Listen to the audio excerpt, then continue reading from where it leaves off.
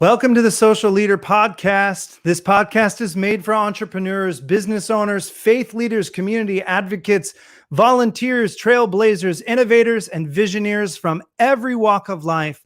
Social leaders are striving to move beyond charity and to integrate and then operationalize their social priorities. These are folks that forge sustainable solutions to solve our community's most tangled problems. Social leaders are the most important and most creative leaders of our times because they are striving to lead with greater social impact and change our world. Welcome to episode number 18 of the Social Leader Podcast. I'm your host, Father Justin Matthews.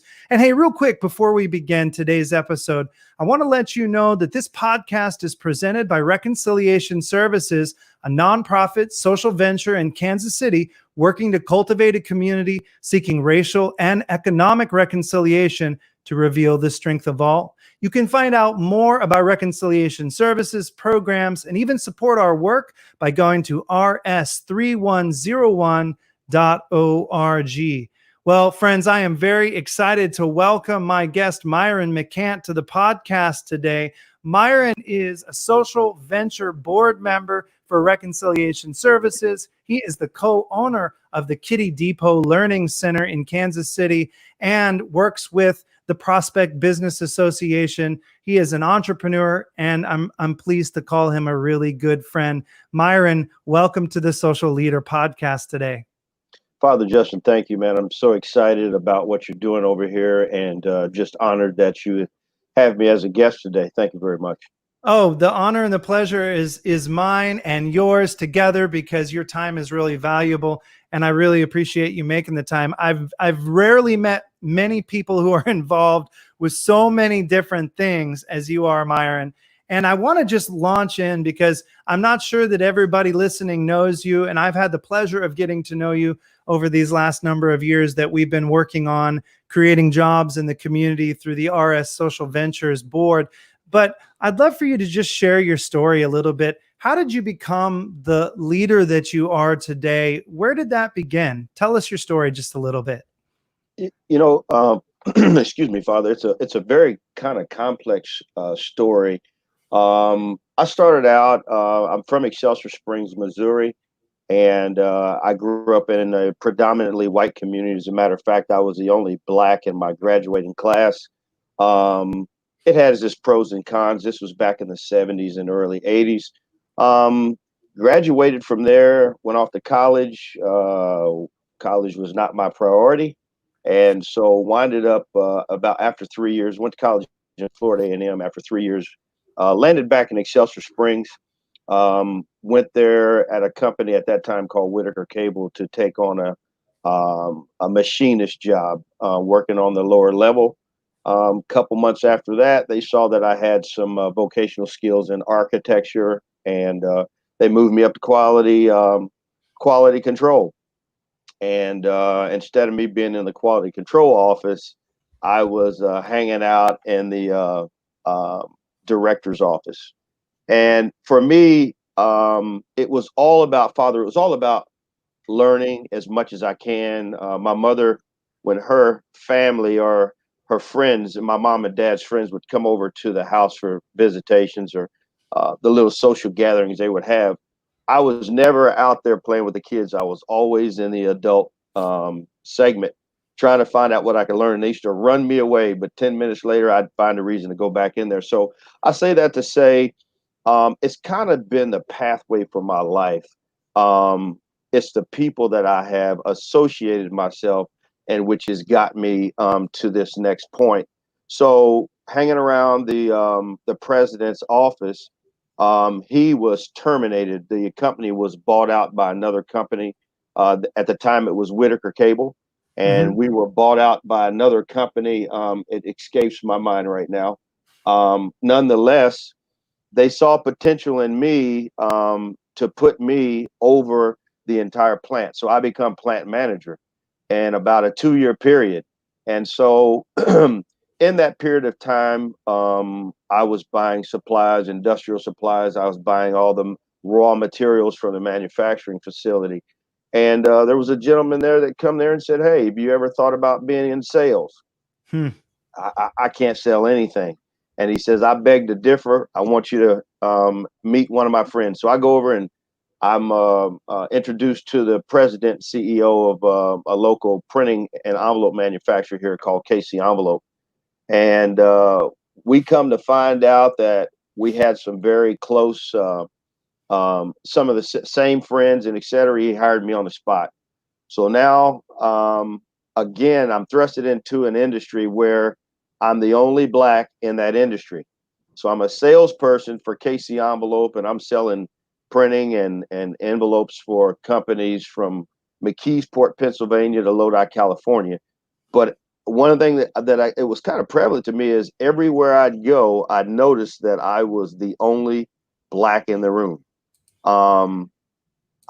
Again, that's the way I was raised. So we never saw color. We experienced that color barrier, but my family welcomed everyone. And so from there, Father, I just knew from there that God had a purpose for my life. What that purpose was, I wasn't sure. The next thing you know, I embark upon ministerial studies. So I went to HBI. I was a part of Harvest Bible Harvest Church up on Quarrington under the leadership of Dr. Steve Haupt, and I wound up going through his ministerial training course. It was a crash course, 2 years. Graduated from there, and so what I began to see was God was putting me in a position where I had to become a presenter. I had to speak before many people, and then He gave me some ministerial training. And so that kind of shored things up for me. And so I contribute all of these things to the attributes I have today in terms of my entrepreneurial spirit. How I landed where I was in the midst of that, let me back up a little bit. Sure. I always had an entrepreneurial spirit. So when I would leave the printing business at 4 o'clock in the afternoon, I would immediately change clothes in my truck, and I owned a small landscape company. And again, I was landscaping from 127th and Outlook to Smithville, Missouri. And the business just grew organically. And it grew to the point where I had to call one of my best friends and say, hey, if you come help me with this, I'll give you 50% of the business. So we did that. We did that until the recession hit. Then we started buying property. So in terms of fast forward, I've always had an 8 to 5 job was never enough to me. That's what I'll tell you. Yeah, you've got a very driven mind. And I mean, if anybody that I know really embraces that entrepreneurial spirit, and by the way, I don't know why you at one point in time thought you couldn't sell. You're one of the most naturally gifted born salesmen I've ever met in my life. But yeah, I mean, you've got quite a journey leading up to that. Yeah. And so, it was when I look back now, it's rather amazing. But I think that's how life goes. You can kind of look back and see how things unfolded. But if you start from the beginning, God doesn't show us everything at the same time. I think it would be too overwhelming. But so as a result of this, I winded up going through a hardship in my life. Was married for 25 years, had 2 beautiful children by my first wife, and that thing kind of that dissolved. Things got bad. I found myself in a very precarious situation, and the end. I mean, at the end of the day, wound up losing everything. My wife and I had a very nice home out in Parkville, Missouri, 5,000 square feet, all the bells and whistles. I mean, it was just a great life, and it went from there to living in my brother's basement. So when I say I lost everything and was homeless, I was homeless in terms of owning my own residence. I'd resorted to living in a basement that I had finished for my brother. And so my son and I was there for a couple of years, and I just kind of really thought that was the end of the road for me. I thought that was the way it was going to be. And so I just, I kept swimming upstream. I got my hammer and my saw back out and began to do some rehab. Run across one of my old classmates that I played basketball with. He was my center, Art Ensley. And he asked me, he said, "Hey, didn't you used to sell?" And I said, "Yeah." He said, "You ever thought about getting back into sales?" And I said, "Sure." I said, "At this point in time, Art, I'll do whatever's necessary." Right. And Art gave me an opportunity to sell. And so I started selling for a local dealer here in town. And I've since been with them for 10 years. In the midst of that, um, I met my wife, Penny Dale McCant, online, a site called blackpeoplemeet.com, and met her. And she was in the childcare business.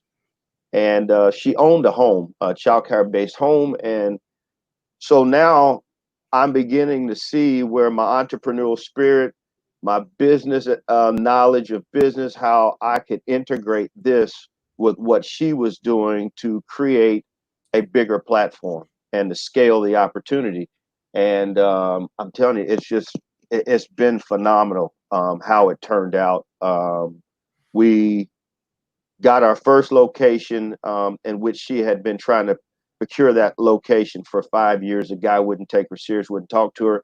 Just so happened I'd been knowing him since the '80s, and met him here at this location.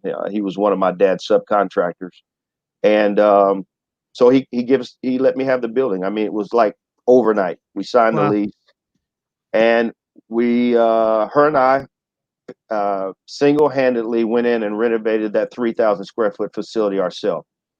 Um, from there, we opened up. That was January when we got the building. August 2012, we opened that place up. By December, Father, the facility was full on the Wow. day shift. Yeah, Let's pause for a second before we jump into the growth of Kiddie Depot and where you are now. Um, Talk to me about the way that your upbringing, being one of the only kids of color in your neighborhood, and then again when you're in sales, being one of the only African American men in that industry out doing sales. How did those experiences form your heart and give you the desire or the mission that you have now in your current work? It was pros and cons. The cons was it was during an era where the racial divide is greater, much greater than it was today. But again, we were people of love and culture, and we didn't see color, so we embraced it because one, we didn't have a choice, and two, we really didn't know any better. The pros is it taught me how to set a stage for that place that I knew I would be eventually. And so that's kind of what it's done for me today. Today, I was on a podcast last night, or I was in a live session last night, and I was telling them, you know, um, the benefit of it was, Father, was it taught me how to navigate through all cultures. Of course, I knew how to navigate through mine, but it taught me how to navigate through other cultures. It taught me what the expectations were for the other cultures, although they didn't fit my culture. It didn't fit my narrative. It didn't Mhm. fit who I was, but it gave me a platform to navigate, and I was able to take advantage of that. The day it's a benefit still to this day. Now, I know recently you were on the Kansas City Chamber of Commerce listening session where you shared your experience as an African American man and business owner in Kansas City. What was that like for you when you were talking to that audience of probably 600 or more business leaders in Kansas City? What did you want them to hear from you, and what was that experience like for you? It was a great experience. It was a humbling experience. I was honored again to be chosen. What I wanted them to know, what I wanted them to learn was awareness.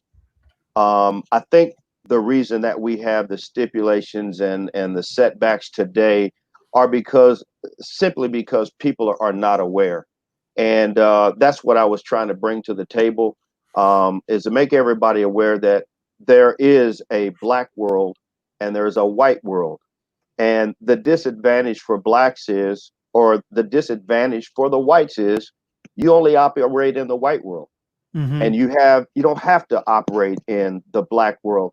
but as a people of color, we've got to exist in both worlds. And so with that, and the things that I was able to bring to that conversation, I think it enlightened a lot of people. The other thing that was that I thought was very profound that I expressed was that the data, to listen, to collect information was only as good as the action or the action that was going to be put forth after that.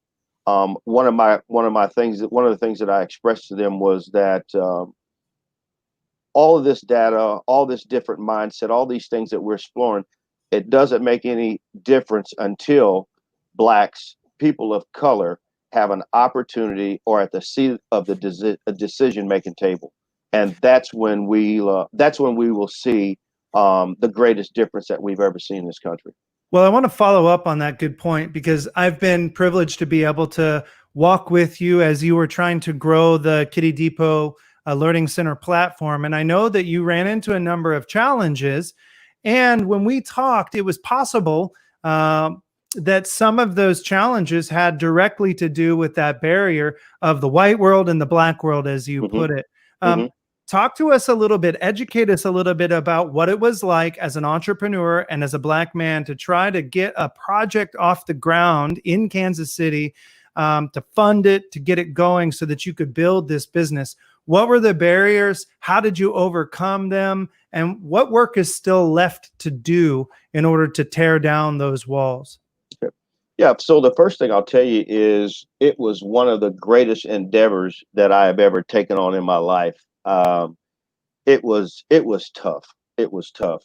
And the reason it was tough, so the structure of the business was there.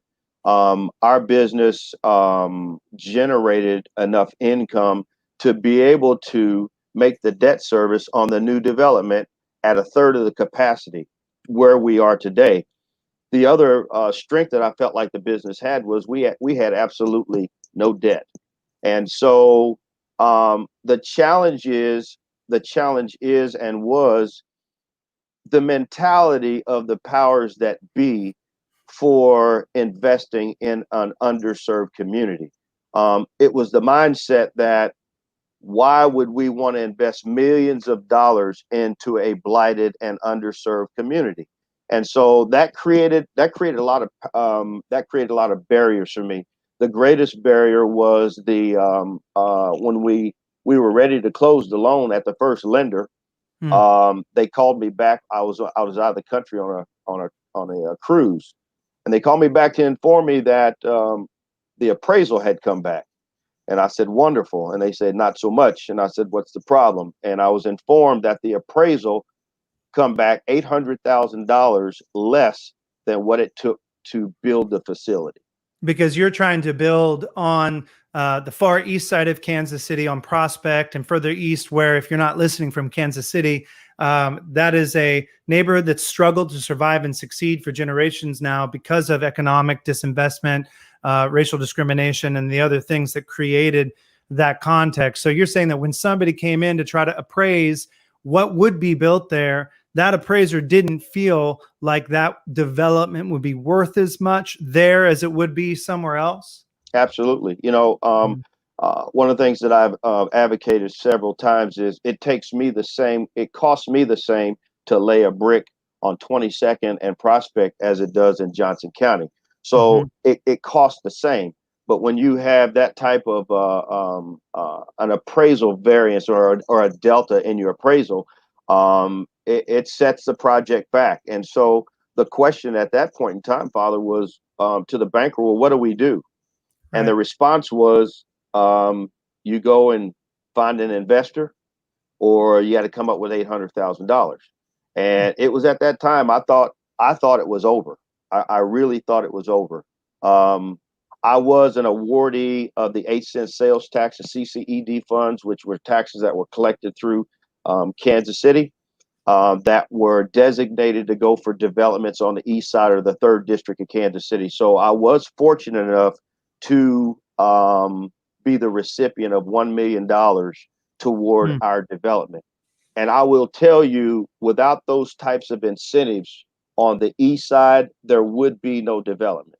Is that because of systemic racism specifically? Is that because of economic barriers, because the fact that you're African American, or is it because the neighborhood is so disinvested that people don't think the investment there is going to return a cash on cash return? What in there is creating that context, Myron? You've basically described a recipe. So it is a portion of all of that. We had some gentlemen, and I won't name the name of the company, but they come in from Overland Park.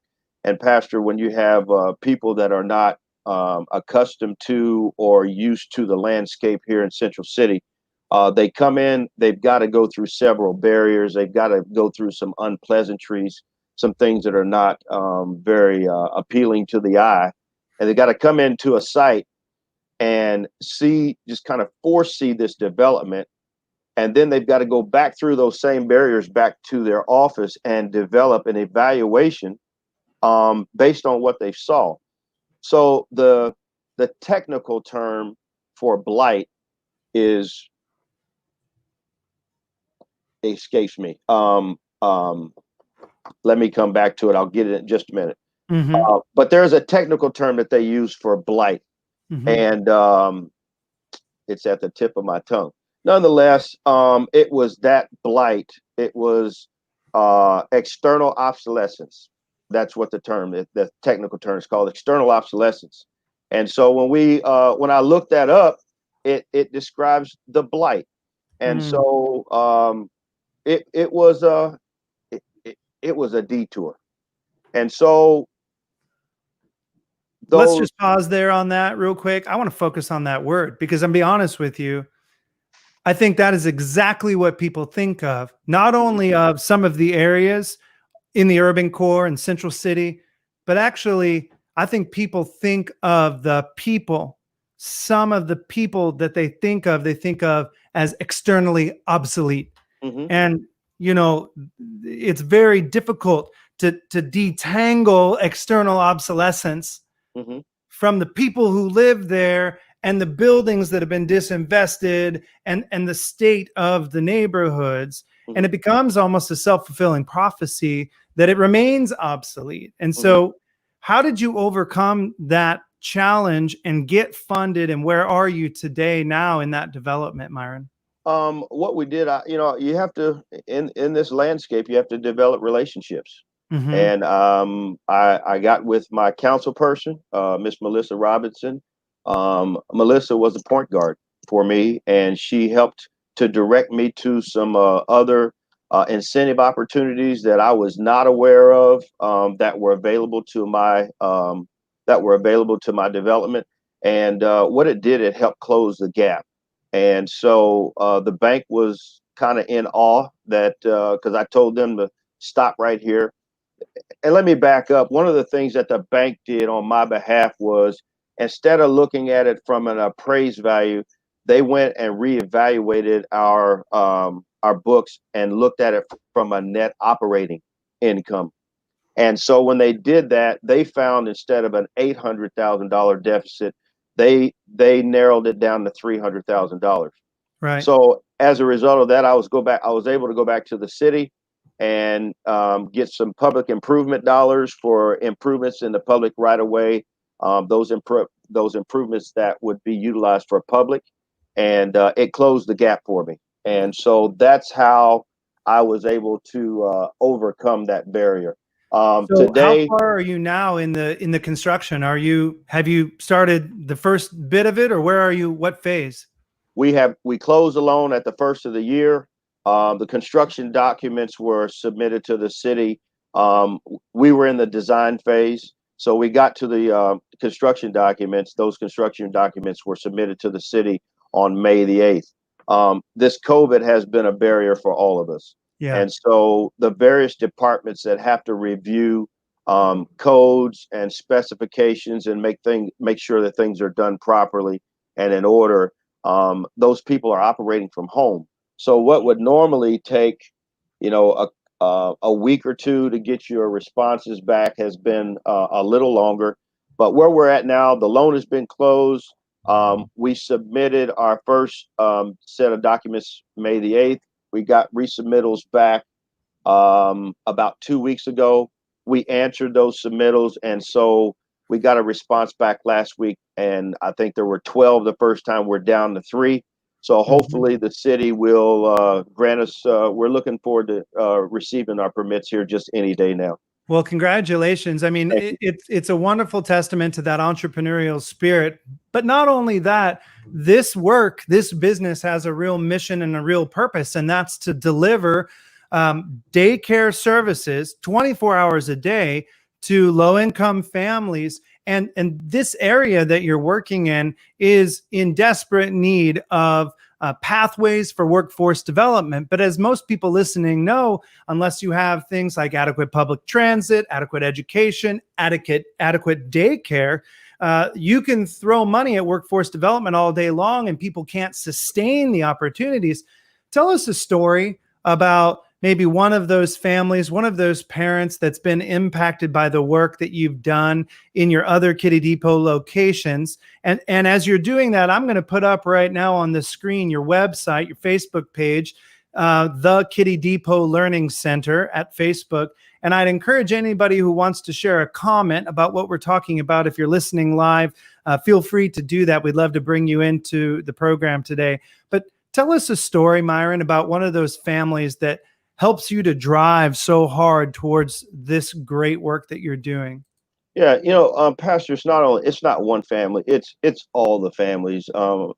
As you've heard me say before, 70% of the patrons that we provide services to make $20,000 or less. And so when you have a mom, and we have a couple, we call them the 5-pack, a single mother with 5 children, and she's out there making less than $20,000. Now, you can imagine how tough that would be. Gas, lights, water, car payment, insurance, all the variables that it takes to sustain some whatever quality of life she's able to. Our hearts, Father, are for the less unfortunate, the unfortunate, the disinvested, those that don't really have an opportunity. It's very heart-wrenching. I think one of the greatest despairs that I dealt with personally was during the time of this COVID when the city was shut down. It bothered me so much. It bothered my wife so much. We chose to shut down not because we had to, but because of humanitarian reasons. All money is not good money, and we just wanted to make sure that we didn't subject any of our staff, our parents, or the children to this virus. And so we elected to shut down, and it was for that reason only. We have since reopened. We were shut down for 60 days. We have since reopened. And ever since we reopened, it's been gangbusters. But to the point, I think one of the things that bothered us the most is to know that those children were not eating. And those children were not getting wholesome meals. We serve no fried foods. We don't serve any pork, but it consists of a meat, a potato, a vegetable, fruit, milk, and juice. And those are some of the things that's required by the state. And of course, my mother is the head of the kitchen, so I describe our place as Thanksgiving 4 days a week. Fridays is usually a fun day, so we'll have pizza, chicken nuggets, and things like that.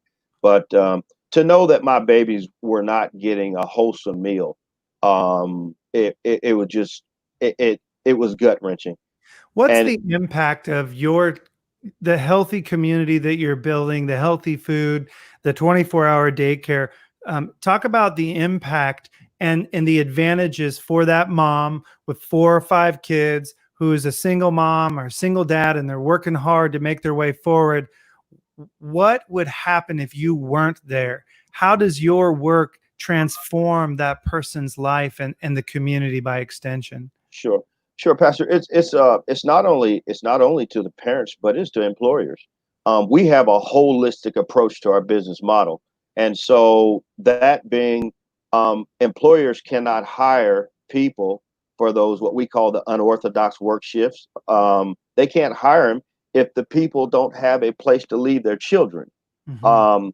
And the parents can't go to work if they don't have some place safe to leave the children as well. So it's a benefit. It's a benefit. It's a holistic benefit to the overall community and the ecosystem.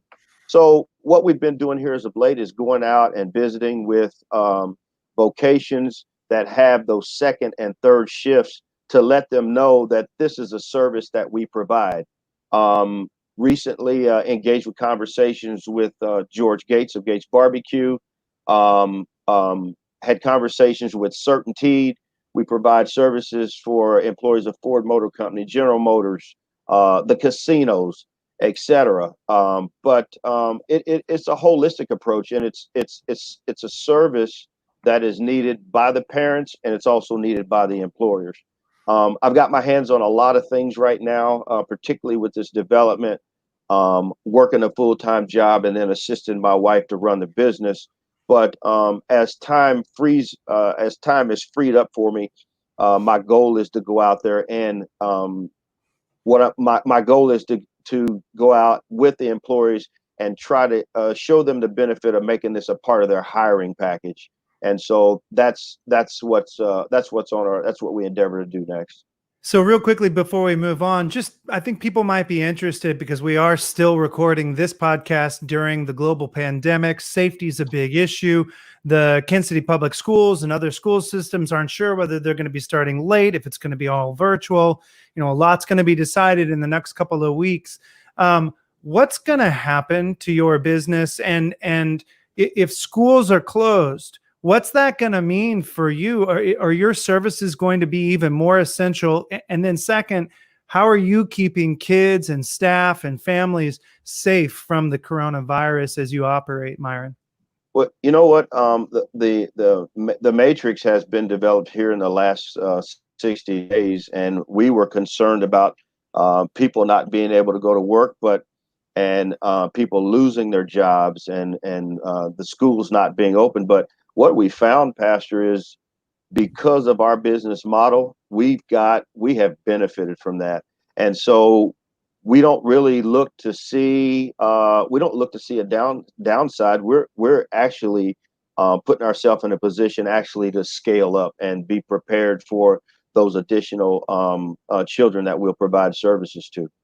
Well, I Now, love your perspective in the way that you really turn towards what's possible. I think that's a hallmark of a great entrepreneur is, when you see adversity, you see the seeds of possibility. And I can tell you, because here we serve over 5,000 very low income clients, many of sure. whom probably are also your families. The need is increasing. I mean, there's been over a 200% increase in rent and utilities and some of our other client services. People are really facing challenges right now as the unemployment benefits are starting to revert back to normal. Some people were able to get PPP in order to keep their employees going, but we're facing a lot of challenge right now. And the fact that you're able to think and to pivot and to work with your wife to keep open, I think will make the difference for those who can find employment. I sense in your heart and in the way that you talk, Myron, a real, I'll call it like an attitude of abundance, that attitude of a positive approach. Where do you find and where do you see abundance in your life, Myron? The peace that God has given me. I mean, that's what it's all about. So much gratitude and extending something that helps someone else. And the peace that we get as a result of that. That's the abundance for me. A lot of people would think that it's the revenue that's generated or the monetary gain. But if that were the case, Father, I would have taken this business model and moved it to the suburbs, where it would have been 3 or 4 times the opportunity. And we still have the opportunity to do that. But for us, it is the gratitude of providing a service and giving our little guys a hope and giving them a place to come to where they are loved and they receive education and good nutrition, which I think are the foundational principles of our business, and I think it's a foundation to the next level of their life. And so when these children come in our facility, they have a sense of hope because they can see something that's new. They see a different attitude, and I think it is the pivotal point in our country. I think it's where it starts at, is with the little guys. What would you say to another entrepreneur who's listening, another leader who's really struggling? They're struggling to keep open. They're struggling to fight through this time, or even, just starting a business. You've overcome so many obstacles, racial and environmental, economic, all of these things. What hope do you see, and what word of encouragement would you give to an entrepreneur right now? The first thing is a positive attitude. There's always hope. There's always an opportunity. I've always lived by the scripture that you seek wise counsel. I am not in the position that I'm in because that I'm this great business miner. I'm this great entrepreneur, but it's simply because I have circled or surrounded myself with people like yourself, and people that are that have an additional level of skills, a greater amount of experience. And so we've circled ourselves with people like that. I've just been called to be the visionary, and I put the vision out there. I've also put the performer to it to make sure the vision is sustainable. But what I would suggest to anyone that may be struggling is to seek wise counsel. And when we seek counsel, a lot of times we think that has a monetary benefit, but sometimes it's being able to just have a good conversation. I've always taught my children and people alike, if you want to go to another level, you have to hang out with those people at the level that you want to attain. And so that all goes hand in hand with the people that I've surrounded myself with. I've got a phenomenal team, from my attorney to my accountant, to my broker, to my program manager, to my architect and my general contractor, and the relationships that I've built, my political relationships that I've built here in the city. I've just been able to surround myself with great people.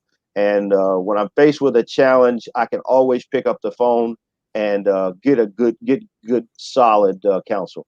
Well, and I love that you are choosing, at first, at least, as you expand this model, to be that example for others in a very low income and struggling community, because not only is the service needed, but one of the things that I think we know empirically about isolation and concentrated poverty is you have a lot of social capital. In other words, people around you can really commiserate with the situation because all of you are struggling with similar institutional and personal barriers.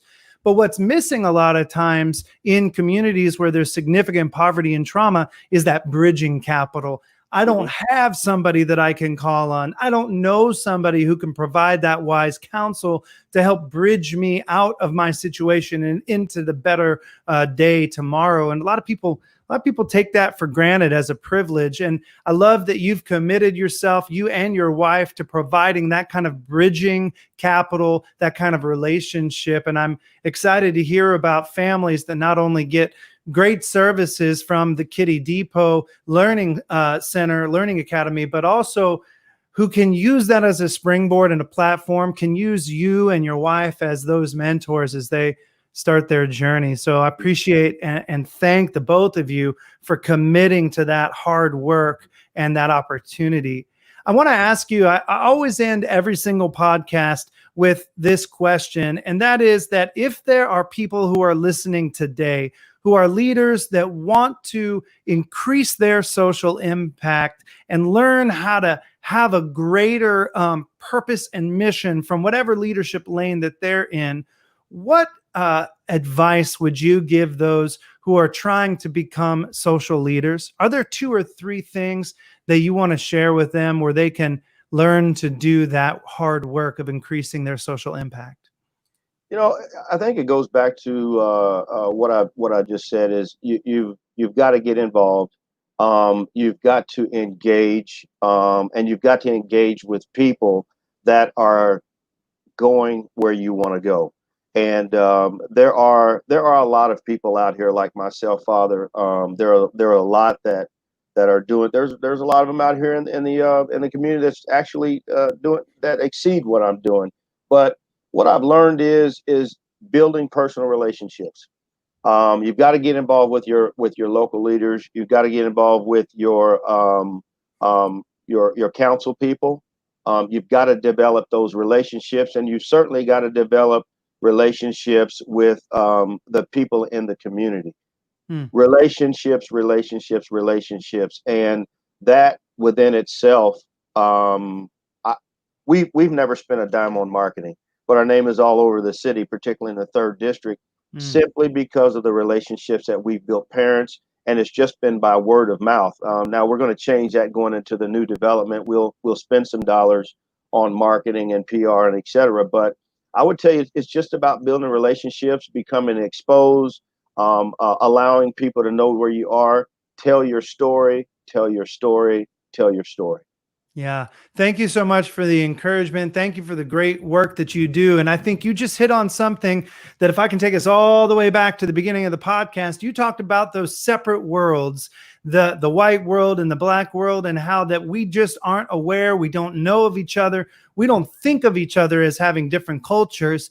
We actually don't know each other. And so that thing that you just hit on, relationship, as the key ingredient to revealing strength. I think that that is the key in so many ways to breaking down those barriers that divide us. And right now in our country, we need racial and economic reconciliation. And we've got to start, I know you agree, we've got to start with getting to know one another and building authentic and deep relationships across those divides. So, Myron, thank you for the work that you do at the Kiddie Depot Learning Center. And I wanted to tell everyone again to go to your website. You can go to facebook.com/the Kiddie Depot Learning Center. Go find out about the great work that Myron and his wife are doing there. Myron, thank you again so much. Thank you, Pastor. And if I could add one more thing, please. Please. You know, in an attempt for the Black community to bring themselves about out of the racial disparities, out of the underserved, out of the underinvestment, I have to expound on the fact that this is not an effort to separate ourselves, and I really like to drive that home. It's not an opportunity. We do not see this as an opportunity to separate ourselves. It's just that the Black community has to rise up.